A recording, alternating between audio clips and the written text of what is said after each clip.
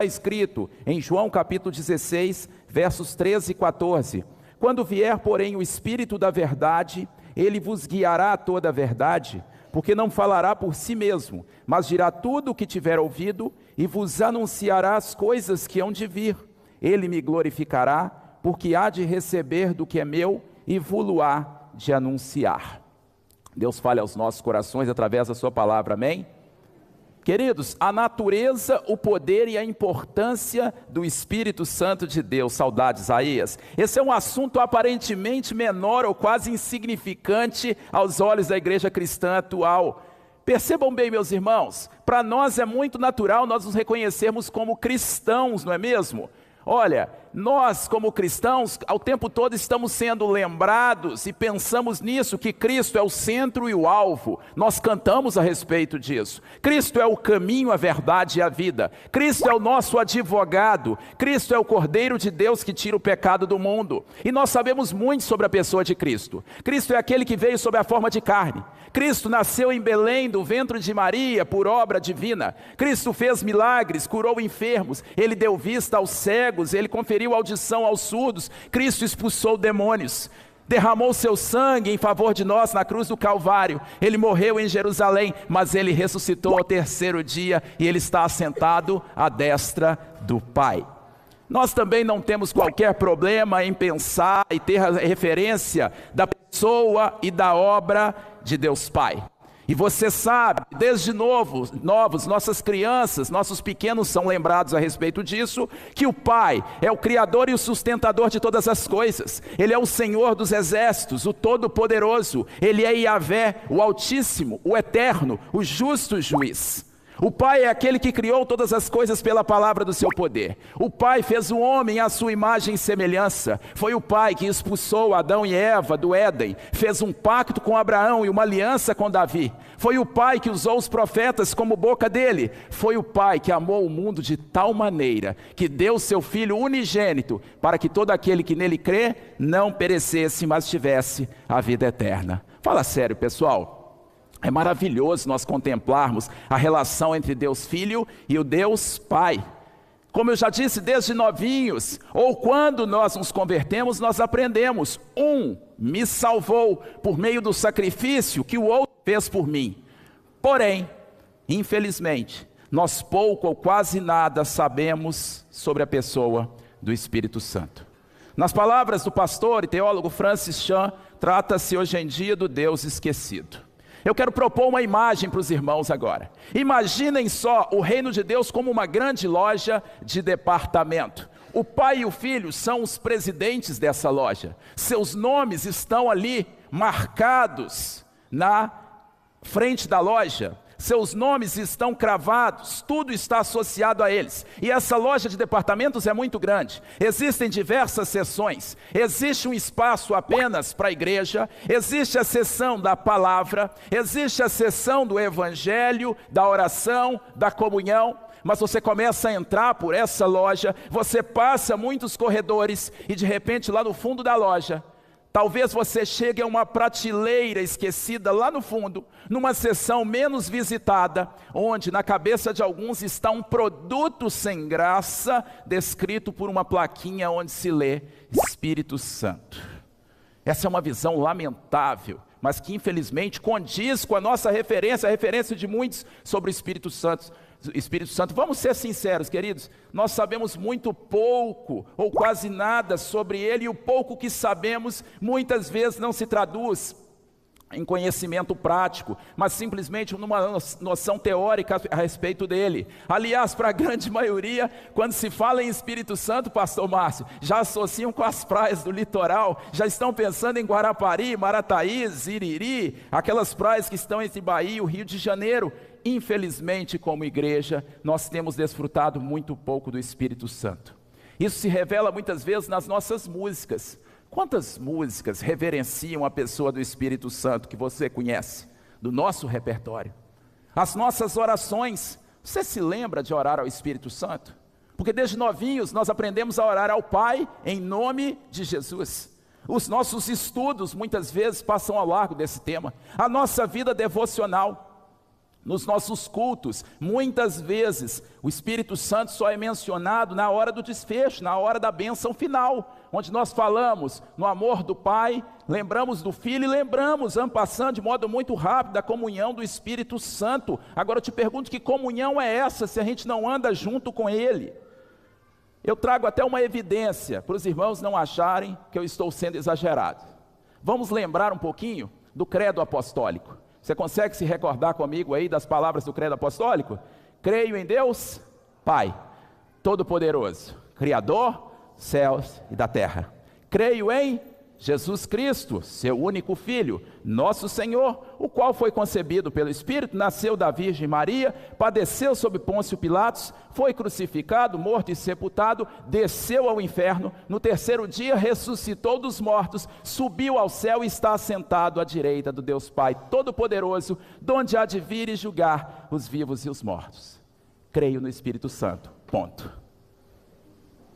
Porém, queridos, como é que eu posso crer em quem eu não conheço devidamente?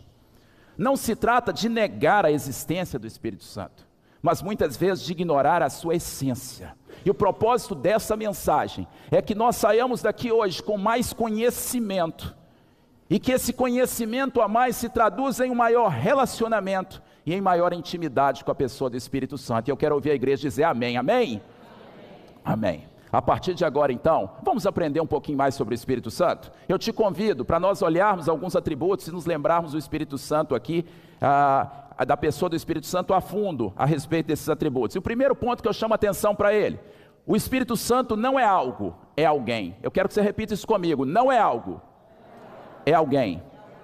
O termo Espírito nos remete muitas vezes a algo imaterial e sem forma. Quando você pensa em Espírito, você se lembra de algo que eu não posso ver ou não posso tocar. Quando muito um Espírito, talvez eu sinta em forma de calafrio. Essa é a nossa ideia de Espírito: seres sem corpos, flutuantes e invisíveis.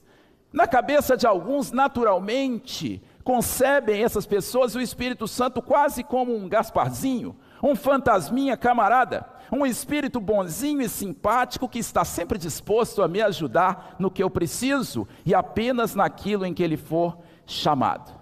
E há algumas menções ao Espírito Santo na Bíblia que parecem endossar essa visão do Espírito Santo como um objeto, como uma coisa. De repente nós vemos algumas menções na Bíblia: o Espírito Santo veio sobre uma pessoa, o Espírito Santo revestiu aquele indivíduo, o Espírito Santo desceu sobre aquele grupo e depois se retirou. De repente, isso tudo parece indicar a visão de que o Espírito Santo é uma força, uma coisa, uma energia.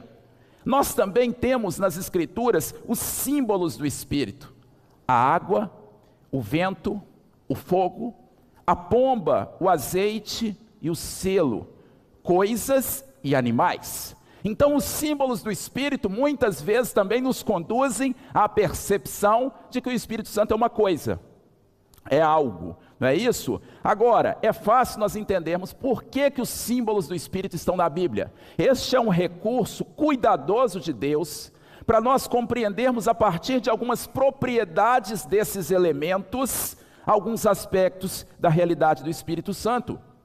E não é só Deus que faz isso, eu e você fazemos isso o tempo todo. Deus está sendo didático conosco e cuidadoso. Quer ver? Por exemplo, quando o sujeito é forte e robusto, nós falamos que ele é forte como um leão, como um touro. Você sabe que ele não é um leão e um touro, mas ele tem uma força, não é isso? Ei, Pablo? Comparável a de um leão ou a de um touro. Ou então nós temos aquele sujeito que é manso, e nós associamos, por exemplo, a um pardal. Ou então aquele que é parado, e nós falamos, o sujeito é um poste, não é nem um animal, aí nós já estamos falando de um objeto, de uma estrutura imóvel. Ou então, aquele que atrapalha demais a vida dos outros, e a gente fala, esse aí é um encosto. Ou então nós usamos com aquela pessoa muito meiga e afável, nós falamos que ela é um doce de pessoa. Perceba que o tempo todo, essas figuras e associações a coisas ou objetos, são muito comuns a nós. E por que existem os símbolos do Espírito? É fácil de nós entendermos. O Senhor queria que nós compreendêssemos o Espírito a partir desses elementos. Então, assim como a água, o Espírito Santo é essencial para a vida. Assim como o vento, o Espírito Santo, por onde circula, ele traz refrigério, frescor. Assim como o fogo, o Espírito Santo aquece, ilumina e purifica. Assim como a pomba, ele traz brandura, paz e pureza, ele simboliza. Assim como o azeite, ele gera frescor, cura e vitalidade. E assim como o selo, ele sinaliza a propriedade de alguém. Porém, queridos, a ausência de uma materialidade do Espírito não retira a sua pessoalidade, e é fundamental que você comece compreendendo isso. O Espírito Santo não é algo, o Espírito Santo é alguém. Isso significa dizer que o Espírito Santo é um ser pessoal, o Espírito Santo é uma pessoa, o Espírito Santo não é uma força cósmica, o Espírito Santo não é um bom sentimento ou uma energia em movimento, como alguns falam por aí. Por isso, sendo um ser pessoal, o Espírito Santo é capaz de ouvir, e é capaz também de falar, é capaz de se relacionar e de nos orientar. O Espírito Santo tem inteligência, tem sentimento, vontade e poder. Por isso, nós não só podemos, como devemos orar ao Espírito Santo, conversar com o Espírito Santo e nos relacionarmos com o Espírito Santo, ter no Espírito Santo um amigo do dia a dia. E a ilusão, queridos, nós achamos que ele aparece ou se manifesta apenas quando nós invocamos a sua presença, tal qual um fantasma. Não, de maneira alguma, porque na vida de todo cristão, nós sabemos que o Espírito Santo cumpre um propósito muito específico. A segunda carta de Paulo aos Coríntios, no capítulo 1, verso 22, nos aponta que o Espírito Santo é o penhor da nossa salvação. Sabe o que significa essa expressão, penhor da nossa salvação? O Espírito Santo é a prova de que nós fomos selados e alcançados pela graça de Deus. Se você foi salvo por Cristo Jesus, o Espírito Santo habita em você. Ele habita em nós. Ele está conosco o tempo todo, todos os dias. O nosso corpo, primeira carta de Paulo aos Coríntios, capítulo 6, verso 19, é templo do Espírito Santo. E isso nos diz muito. Por isso, moça, pelo fato do nosso corpo ser templo do Espírito Santo, não é qualquer roupa que serve para você, mas apenas aquela que honra o Espírito Santo. Por isso, criançada, não é qualquer vídeo que a gente deve assistir, mas apenas aquele que convém ao Espírito Santo. Por isso, jovem, não é qualquer lugar onde a gente deve ir, mas apenas aqueles que não ofendem ao Espírito Santo. Não é qualquer conversa que a gente deveria ter, mas apenas aquela que não entristece o Espírito Santo. Não é qualquer grupo de WhatsApp que cabe eu e você. Não é qualquer motivação que deve nos mover. Nós não deveríamos entristecer, envergonhar ou desonrar a pessoa do Espírito Santo, já que o próprio nome diz respeito a esse atributo. Ele é santo e ele habita dentro de você. O Senhor Jesus o chamou de o Espírito da verdade. Olha a responsabilidade disso para a minha vida. Carregar em mim e portar na minha caminhada o Espírito da verdade.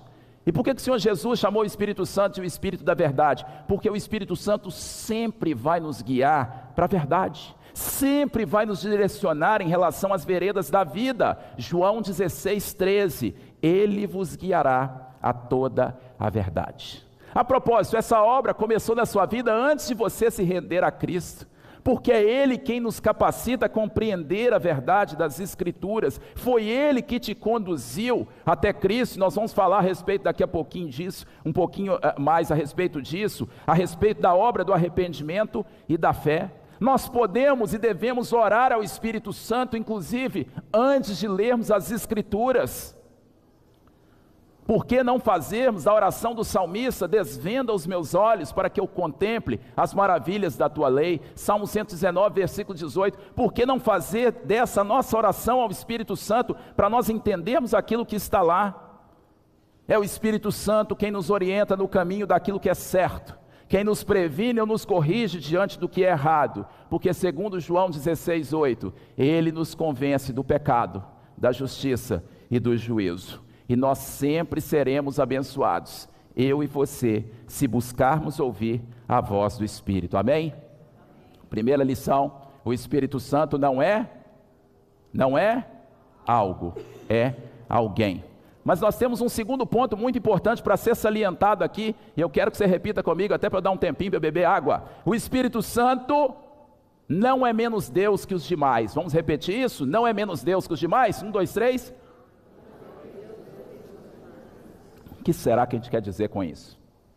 A lógica da paternidade de Deus me permite, como ser humano, entender muito bem a relação entre pai e filho. Deus Pai e Deus Filho não tem muito mistério para mim, já que eu sou filho, nasci nessa condição, e um dia me tornei pai, e essa é a realidade da grande maioria de vocês. De filho todo mundo, de pai em perspectiva. Porém, quando nós introduzimos a pessoa do Espírito Santo, a coisa fica um pouquinho diferente. Ora bola, se na Trindade existe um pai, a primeira pessoa, e existe um filho, que é a segunda pessoa, afinal de contas, quem é o tal do Espírito Santo nessa história? Eu tenho um pai, eu tenho um filho. Será que o Espírito Santo é um parente distante? Será que é um primo de longe, torto, do qual pouco se conhece? Ou quem sabe, no palácio da Trindade, o Espírito Santo é um garçom de Deus Pai e de Deus Filho que estão ali sentados no trono? Será que o Espírito Santo é uma entidade de terceira categoria que ocupa o quarto de empregados no Palácio das Divindades? Com certeza, o Espírito Santo não é nada disso. Na Trindade, os três seres, o Pai, o Filho e o Espírito, são iguais em natureza, poder e glória. Basta nós olharmos o primeiro capítulo da Bíblia, que nós vamos verificar não só a presença da Trindade, como o alinhamento e a igualdade em natureza, poder e glória. E de repente nós temos no versículo 26 do capítulo 1 de Gênesis: façamos o homem a nossa imagem e semelhança. Esse só poderia ser um diálogo, façamos a nossa imagem e semelhança, um diálogo entre iguais, sem dúvida alguma.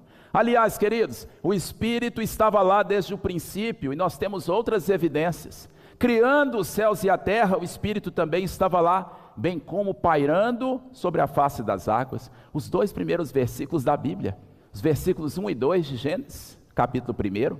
No princípio criou Deus os céus e a terra. A terra era sem forma e vazia. Havia trevas sobre a face do abismo, mas o Espírito de Deus pairava sobre a face das águas. Ele é o Espírito que fecundou Maria, a fim de que Jesus fosse gerado no seu ventre. Lucas 1:35. Ele é o Espírito que desceu sobre Jesus quando foi batizado, e também o Espírito que levou Jesus ao deserto para ser tentado. Ele também ressuscitou Cristo dentre os mortos, Romanos 8:11, e na consumação de todas as coisas, o Espírito também estará lá, porque conforme Apocalipse 22:17, ansiando por sua volta, o Espírito e a noiva dizem: vem, Senhor Jesus. Todos eles são igualmente Deus. Sabe o que significa falar que o Espírito Santo não é menos Deus que os demais, e que todos são igualmente Deus? Eu quero lançar em termos muito simples. Isso significa dizer que não tem treta na Trindade, gente boa. Não tem melhor ou pior na Trindade. Não tem crise de vaidade. Crise de vaidade é coisa minha e tua. É coisa de homem, de gente, da carne. Porque na Trindade Santíssima, ninguém se acha o maioral, o mais bonzinho, o mais útil ou mais legal. Porque naquele contexto todos são totalmente santos, amáveis, dignos e poderosos. Por isso é impossível chegar ao Pai, senão por meio do Filho. É impossível receber o Filho, senão por meio do Pai. É impossível ter o Pai e o Filho e não receber o Espírito. O nosso Deus é uno e trino. É um só, subsistente em três pessoas. Você entendeu isso? Nem eu. É maravilhoso demais para mim e para você. É algo muito tremendo. Gente muito mais ilustrada e com a mente muito mais brilhante que eu, do que lá de C.S. Lewis, por exemplo, tentou nos dimensionar isso.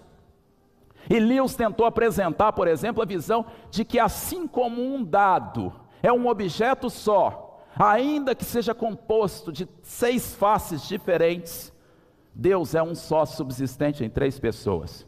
Eu já vi gente contando do trevo de 3 folhas, que é um elemento só, de um ovo com casca, com gema e com clara. Semana passada eu ouvi uma genial, Pedro Cury está aqui? Ele tentou explicar em termos muito simples para o menino e eu achei genial, até anotei aqui, fulano, você já viu shampoo 3 em 1? Olha a mentalidade, né? Na verdade, é a gente tentar utilizar de algum elemento para a gente compreender algo que transcende, que é muito maior do que a nossa capacidade de compreensão. Mas uma coisa é certa, meus queridos, o Espírito Santo não é menos digno de honra do que o Pai que te salvou, ou do que o Filho que morreu por você. Afinal, sem o Espírito Santo nos conduzindo até Cristo, nós estaríamos condenados à perdição eterna. Você foi salvo por obra do Espírito Santo, porque por você mesmo jamais teria escolhido a Deus. É o Espírito Santo quem produziu no meu e no seu coração o arrependimento e a fé, nos fazendo compreender e se render à obra graciosa de Cristo. É o Espírito Santo quem aplica a mensagem das boas novas da salvação à nossa história. Sendo assim, meus amados, é Ele quem nos abre os olhos para uma verdade incontestável. Nós estávamos mortos nos nossos delitos e pecados e precisávamos desesperadamente de um Salvador, e este Salvador nos foi apontado pelo Espírito Santo. Ele não é menos Deus do que o Pai e o Filho. Os atributos que dizem respeito ao Pai e ao Filho também correspondem a Ele. Os atributos exclusivos de Deus dizem respeito aos 3. Ele é onisciente, Ele sabe todas as coisas, é onipotente, pode todas as coisas, é onipresente, está em todos os lugares. Ele é imutável em seu ser, Ele é eterno e infinito. Mas talvez você possa perguntar, mas Rodrigo, peraí. Ao longo da Bíblia, eu percebo que a forma do Deus Espírito Santo atuar e se manifestar mudou ao longo da história. É verdade? Sim, é verdade. Mas peraí, você acabou de falar que Ele é imutável. Como Ele é imutável e ao mesmo tempo a forma dele atuar mudou? É fácil da gente compreender. Deus de fato é imutável quanto ao seu ser, quanto aos seus atributos, aos seus propósitos e promessas, mas esse Deus que em si é imutável, se revela de formas diferentes, em tempos diferentes, e basta olhar a ação do Espírito Santo no Antigo Testamento, em contraponto aos tempos de hoje, para nós percebermos isso. O que acontecia? O Espírito Santo, será que ele só aparece no Novo Testamento? Não.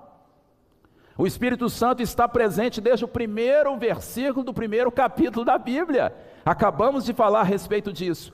Mas no Antigo Testamento o Espírito Santo aparece de maneira pontual. Ele reveste, por exemplo, a vida de Josué, de Gideão, de Sansão, de Davi, de Saul, de Samuel, de Elias, de Eliseu.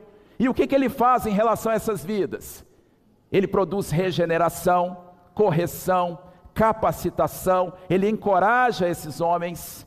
Porém, havia uma singularidade na ação do Espírito Santo no Antigo Testamento. Ele podia revestir pessoas e depois se retirar. Ele podia se retirar. Olha, basta olhar a história de Sansão. Você se lembra? Se recorda daquilo que acontece? A mulher de Manoá, visitada pelo Espírito Santo, desde antes daquele menino nascer. E esse menino, ele é portador do Espírito Santo e de uma ação tremenda do Espírito Santo através da sua vida. E nós percebemos Sansão crescer e se dar conta da sua força. Travava as batalhas de Deus durante o dia, mas se perdia nas obras da carne durante a noite, a tal ponto que confundiu tanto as coisas quanto ao seu propósito, que de repente, a palavra nos fala no livro de Juízes, que ele entristeceu o espírito. Etapa 1. Depois, ele segue pecando, Sansão. E nós temos a etapa 2. O Espírito Santo que estava entristecido, emudeceu. Está lá na Bíblia. Leia com atenção a história de Sansão, não pondo os olhos em Sansão, põe os olhos no Espírito. E de repente, o Espírito Santo retirou-se de Sansão. Com Saul a mesma coisa. Homem eleito, escolhido, aclamado como um rei, segundo o coração dos homens. Formoso de semblante, forte, vistoso, mas que falhou na sua missão. E de repente, o Espírito Santo que havia revestido ele, também se retira dele. Rei Davi. Você se lembra o que acontece no contexto do pecado com Batseba? Davi confessa o pecado com Batseba. E de repente nós temos o Salmo 51 que mostra a oração de Davi arrependido daquilo que tinha feito com Batseba. E ele ora num dado momento falando o seguinte: cria em mim, ó Deus, um coração puro, e renova em mim um espírito inabalável, e não me lances fora da tua presença, nem retires de mim teu espírito reto. Davi orou, porque sabia que aquilo podia acontecer, e Deus foi gracioso com Davi, que se arrependeu enquanto era tempo.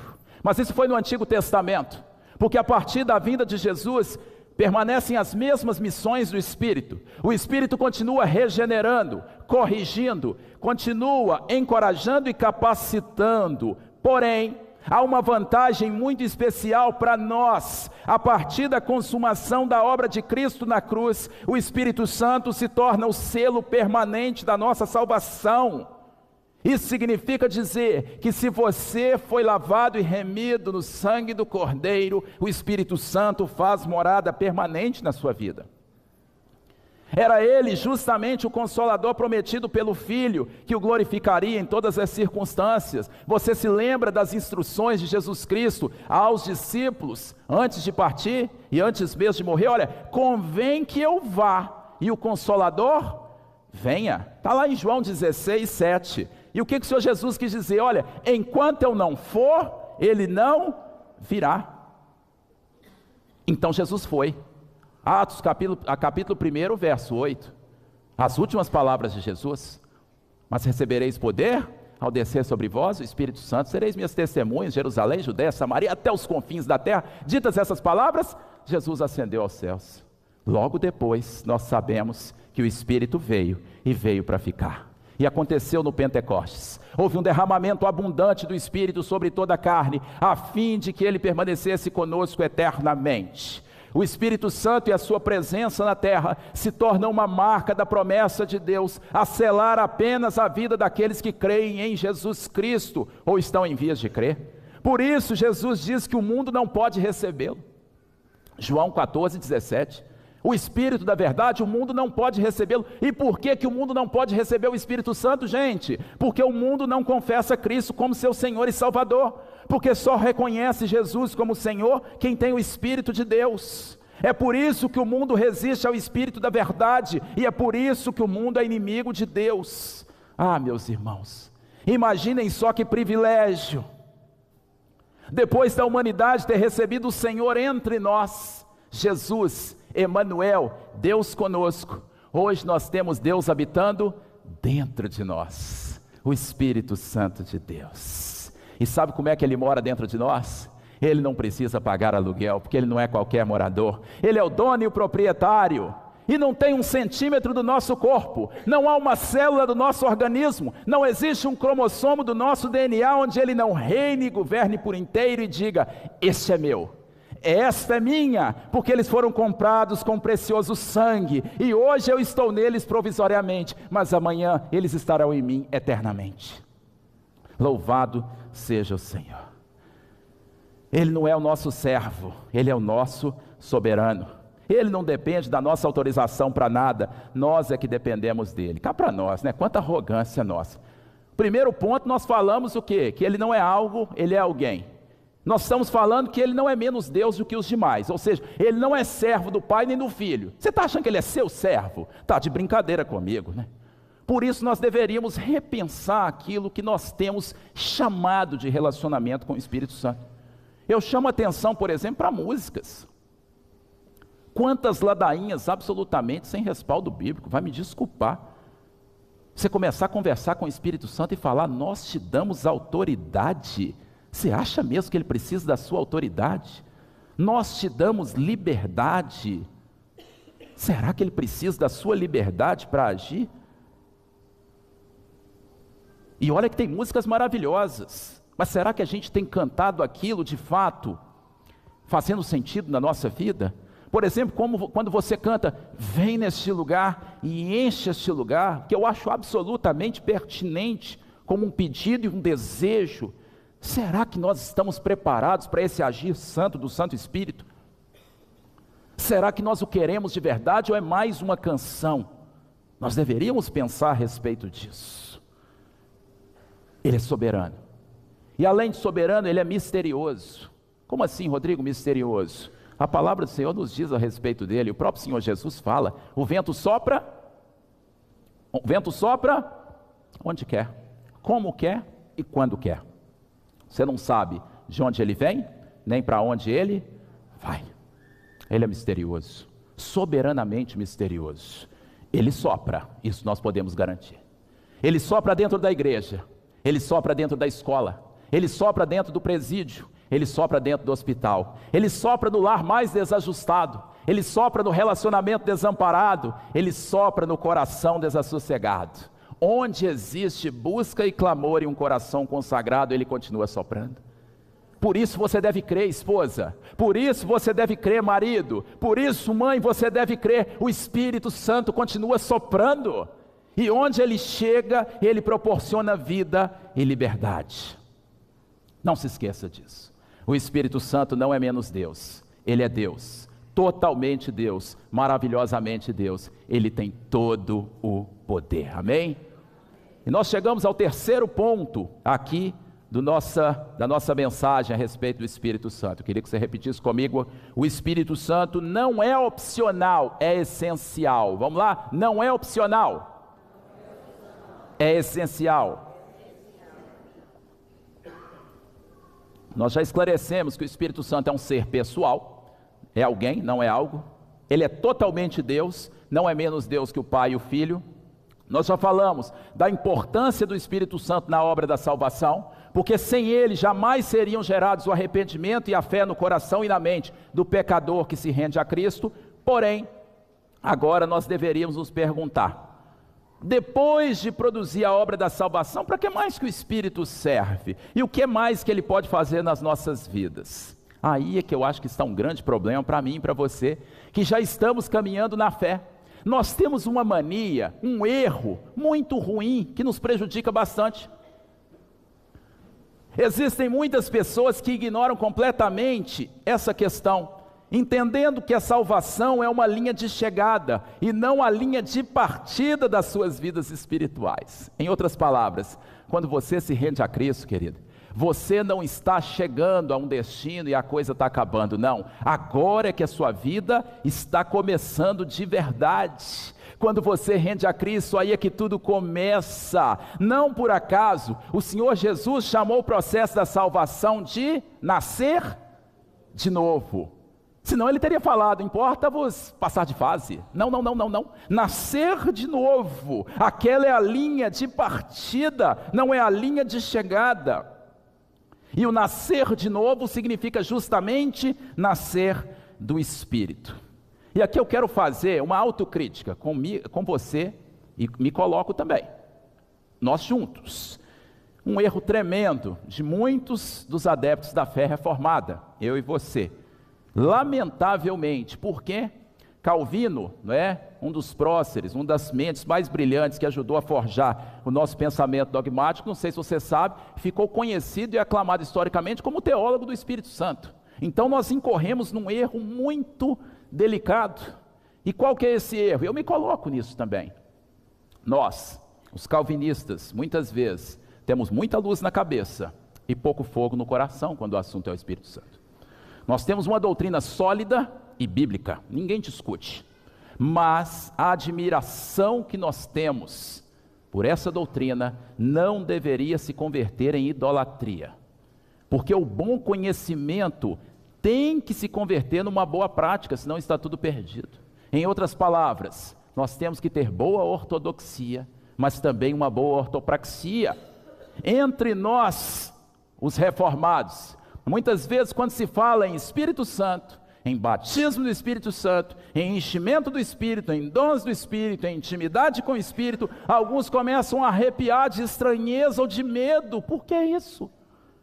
E alguns começam a levantar assuntos, está começando a falar a respeito de línguas estranhas, deixa isso para lá que isso é coisa de pentecostal, cadê o nosso culto racional? Sai para lá, reteté.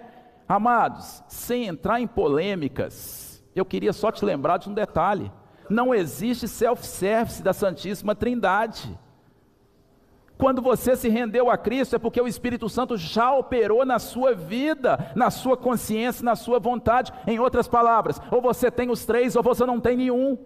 Quando você se rende a Cristo, isso significa que você foi contemplado dentro de um pacote completo: o Pai, o Filho e o Espírito. Não existe categoria de crentes com cartões espirituais diferentes, não. E a gente gosta muito de se gabar disso. E de repente nós queremos levantar o nosso cartão: olha, que é o meu, é Black Solus Christus, porque eu sou calvinista, eu sou aspersionista, eu sou cessacionista, eu sou amilenista. Glória a Deus que você é isso tudo. Mas eu te pergunto, e o Espírito Santo da tua vida? Porque sem a ação do Espírito Santo na sua vida, tudo isso que você me falou não significa nada. A propósito, Satanás conhece acerca de todos esses assuntos teológicos com mais propriedade do que eu e você, não tenho dúvida alguma. E olha quem ele é. A obra do Espírito Santo é simplesmente maravilhosa e indispensável na vida de qualquer cristão, rumo à maturidade e à edificação. O Senhor Jesus se referiu ao Espírito Santo como o outro Consolador. E a expressão usada pelo Senhor Jesus foi Paracletos. Sabe o que significa essa expressão? O Espírito Santo, Paracletos, é o outro, mas da mesma natureza que a minha. O Consolador estará ao nosso lado para nos consolar. E às vezes nós temos uma noção muito restrita e superficial desse verbo consolar, no contexto em que ele aparece, associado ao Espírito Santo.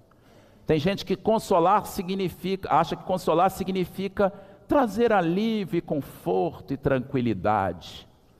Sem dúvida alguma, como Consolador, o Espírito Santo faz isso.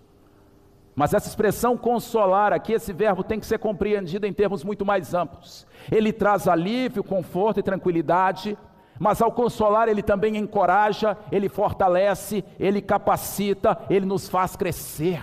É o Espírito Santo que sopra em nossas mentes e corações: avante, eu sou contigo. Deus não nos concedeu espírito de covardia, mas de poder, amor e de moderação, segundo a carta de Paulo a Timóteo, capítulo 1, verso 7. Amados, isso não é assunto de congregacional ou de assembleiano, isso é departamento também de luterano, de metodista, de batista, de presbiteriano. Isso diz respeito a todo aquele que foi lavado e remido no sangue de Jesus. É o Espírito Santo quem gera em nós uma vida alegre, agradecida e submissa a Cristo e a sua vontade.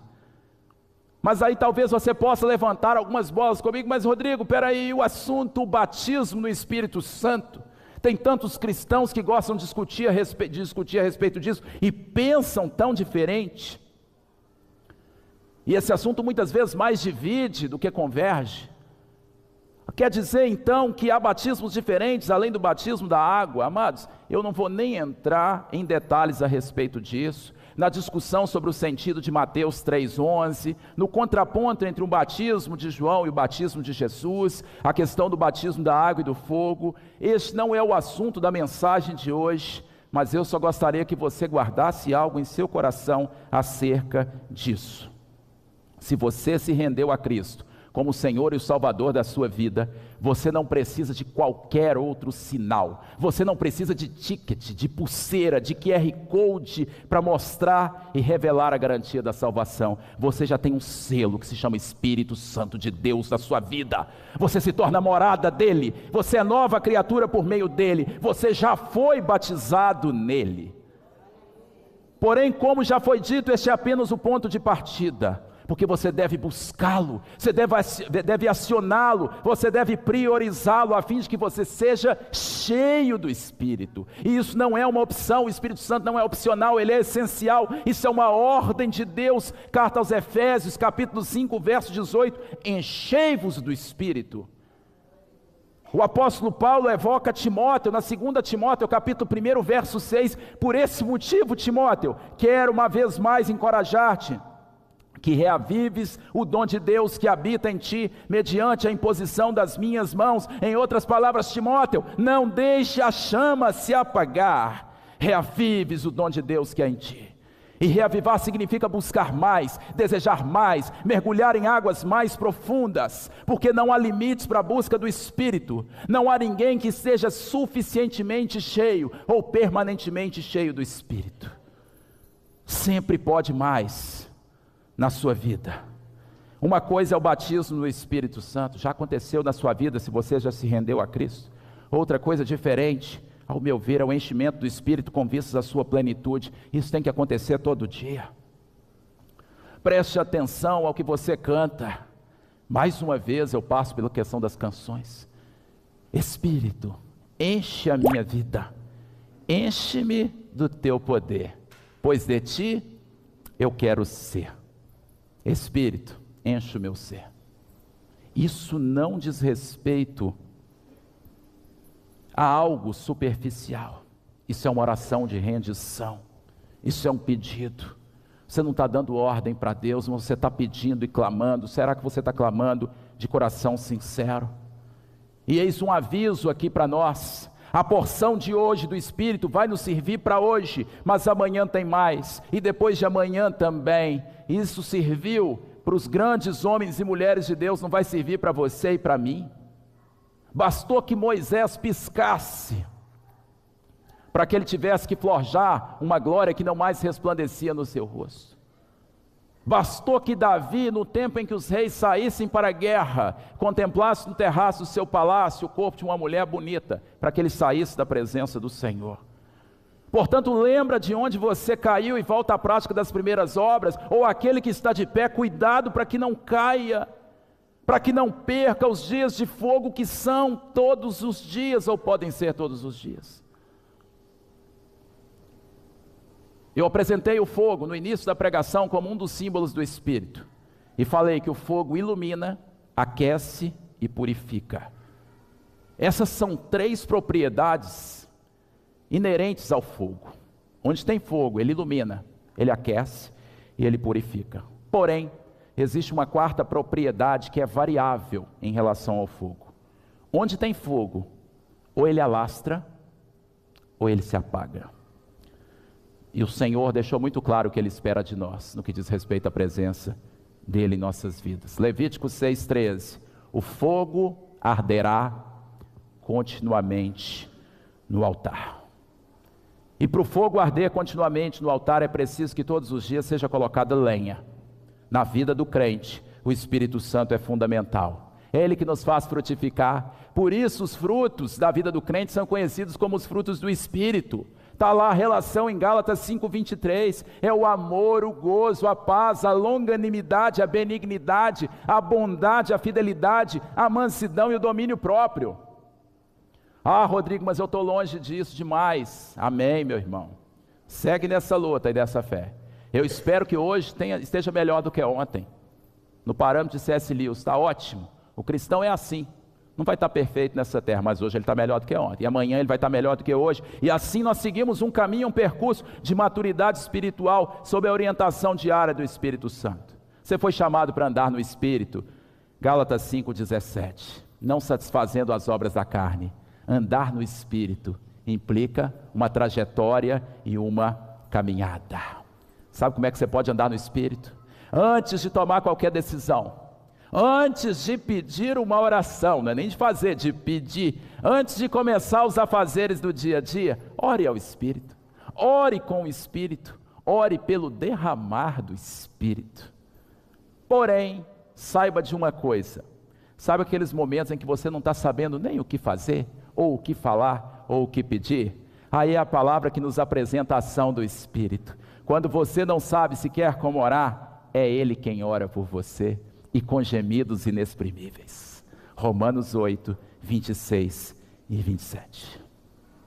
Na vida da igreja, igualmente o Espírito Santo é essencial. E por que o Espírito Santo é essencial para nós como igreja e não apenas como indivíduos, queridos? Porque antes de enviar a igreja ao mundo, Deus enviou o Espírito à igreja. Ninguém saiu fazendo nada antes do Espírito Santo capacitar a igreja. Porque recebereis poder ao descer sobre vós o Espírito Santo. E aí sim vocês serão minhas testemunhas. É o Espírito Santo quem distribui os dons entre nós na igreja. Por isso os dons, segundo 1 Coríntios 12, 11, são os dons do Espírito. E para que os dons do Espírito servem? Eles sempre visam a um fim proveitoso. E quem estabelece esse fim proveitoso? O Espírito Santo. Você acha que é por acaso que nessa igreja, rendida ao poder do Espírito Santo, de repente está se levantando um ministério e chega gente com força para se somar ali à ação que Deus está capitaneando o pastor Márcio, o pastor Paulo e o pastor Jean para fazer? Você acha que é por acaso que de repente no ministério de louvor, como é que vai ser agora? O sujeito foi para lá, calma, o Espírito Santo é o Senhor da igreja, e Ele está frutificando, e Ele está distribuindo os dons, e Ele vai cuidar de cada situação. É assim que acontece no nosso meio, se nós andarmos no Espírito, rendidos ao Espírito. Mas amados, se nós abrirmos mão do Espírito como servos, ou como igreja, nós podemos talvez até produzir alguns frutos, mas não serão frutos genuínos, serão apenas obras. Talvez até vão se manifestar alguns dons, mas não serão divinos, serão apenas talentos. A obra do Espírito é contínua e maravilhosa, a fim de nós sermos moldados como imagens fiéis de Cristo nessa terra. E eu chego ao final da minha mensagem, querendo te propor uma última reflexão. Eu apresentei no começo quase todos os símbolos do Espírito, revelados nas Escrituras. E eu falei a respeito da água, do vento, da pomba, do azeite, do selo. Propositalmente, ficou faltando o 7º símbolo. E sabe qual é ele? Eu e você. 1 João 4,13. Nisto conhecemos que permanecemos nele e ele em nós, em que nos deu do seu Espírito. A partir do Pentecostes, nenhum dos discípulos foi mais o mesmo, porque eles receberam poder. E poder para quê? Poder para crer, poder para amar, poder para servir, poder para perdoar, poder para iluminar, poder para morrer para este mundo. Feche seus olhos onde você está.